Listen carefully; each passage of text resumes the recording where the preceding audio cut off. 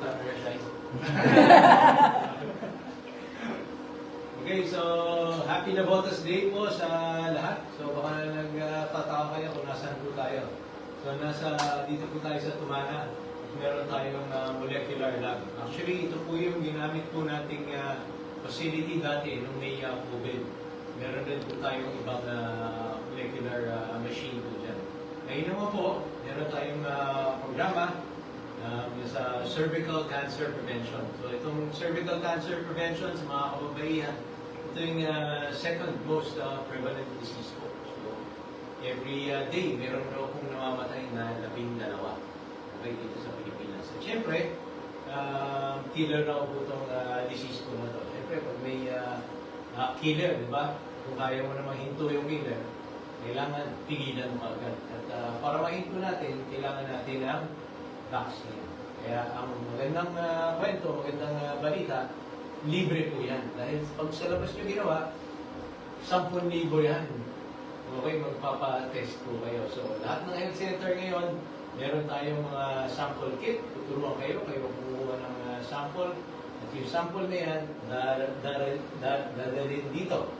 At yan, yung machine yung magde-detect kung meron po tayong cervical cancer. Okay? Mas maaga nating malaman kung may cervical cancer tayo, mas maaga rin na matitreat po natin.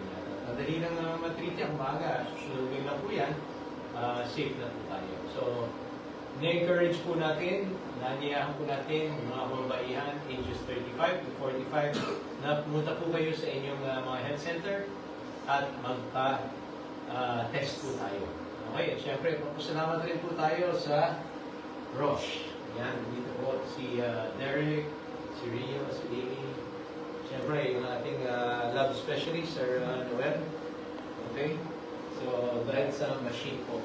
Okay? So, itong machine po na to, sabay-sabay po ng pasok din sample at makikita po natin kung positibo o negatibo. At itong machine rin po na to, nalaman ko lang na ngayong araw, pwede rin po pala to sa COVID, pwede rin sa TB. Okay, tama ba? Yes. Yun. Okay, sa HIV rin po. Okay, so importante, siyempre, parati natin pinag-uusapan yung kalusugan, hindi lang dapat meron tayong hospital. Mas maganda kung kayo ma-hospital. Para mangyari yan, pa-check up po tayo sa health center at magpa-bakuna po tayo. Okay, para gusto natin malusog na ng botas. Siyempre, kung malusog na ng botas, kailangan malusog po yung mga pamilya ang labot ninyo. Lalo na cervical cancer, yung mga labot ninyo.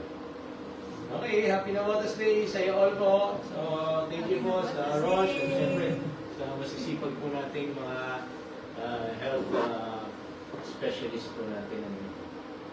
Okay, so kita-kits po tayo. So, meron pa po tayong mamayang financial literacy program po. Okay, at bukas, siyempre yung mutya ng Nabotas sa Convention Center. So, sa 16, meron tayong parada. Okay? Pagkatapos po niyan, siyempre yung bonus po natin, yung Rise for All. Okay? Abangan po natin. Happy na Botas Day!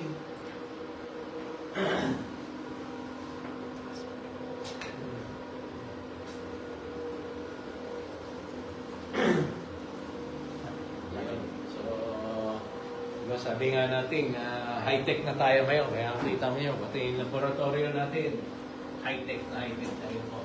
Okay? Okay.